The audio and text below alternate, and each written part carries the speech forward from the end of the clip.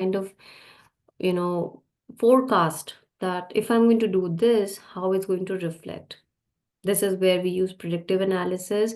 It is not separate tools. You be using same kind of SaaS tools, but it's just different methodology on how you want to see your report. So it is not strictly when you're doing analysis, it's not strictly what happened, why it happened, it also what is likely to happen.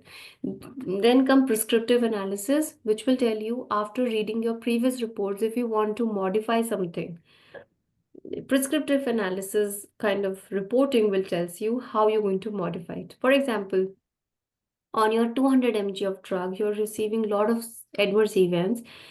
You want to modify your drug dosage. You want to decrease it to 100 mg, and then you realize that you're receiving less of adverse events. So what has happened here?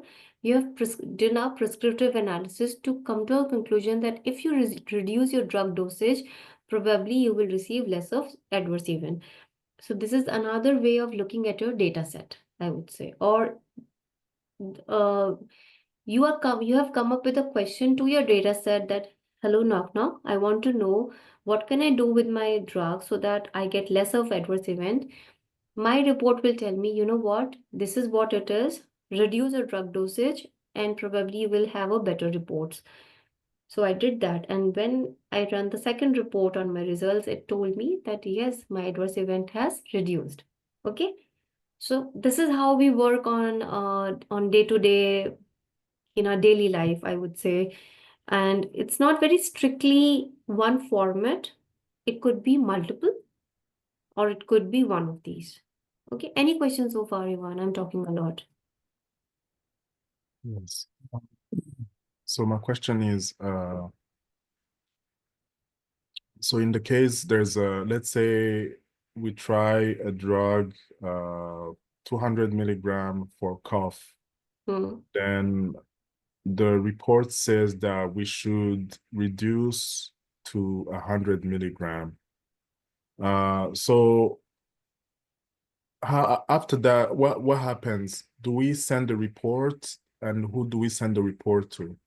Okay, so it's not like we're sending report to somebody. Report Mhm. sending the final report to FDA, that's another thing, which I'm going to cover in last 5 minutes of the Yes. class.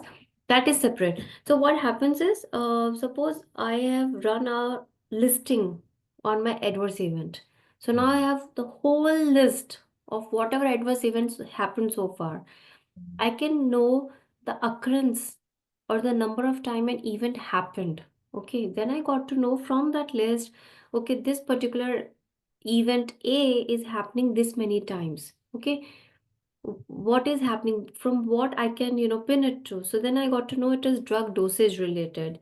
So now the second question come to me of prescriptive analytic part is how I can modify this report to make it favorable towards me because I Yeah. want the report in my favor. Okay. Okay, so how I'm going to make it favorable?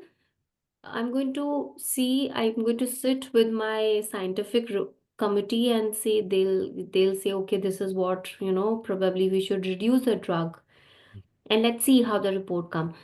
There could be two conclusions. One, there is no effect. Mhm. Report is still the same. Same number of adverse event happening. That means it is not related to drug dosage.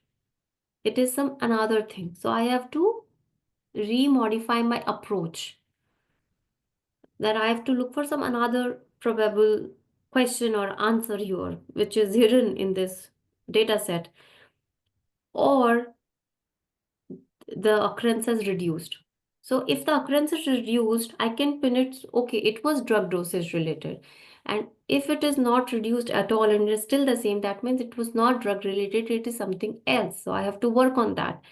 So this is how analysis work. So this is the reason I'm not going too much into this sub descriptions of predictive, prescriptive, because when we are working on real time, we don't go by these definitions. We go by what is there on the screen, what we are seeing on the screen, and the questions will come automatically to you.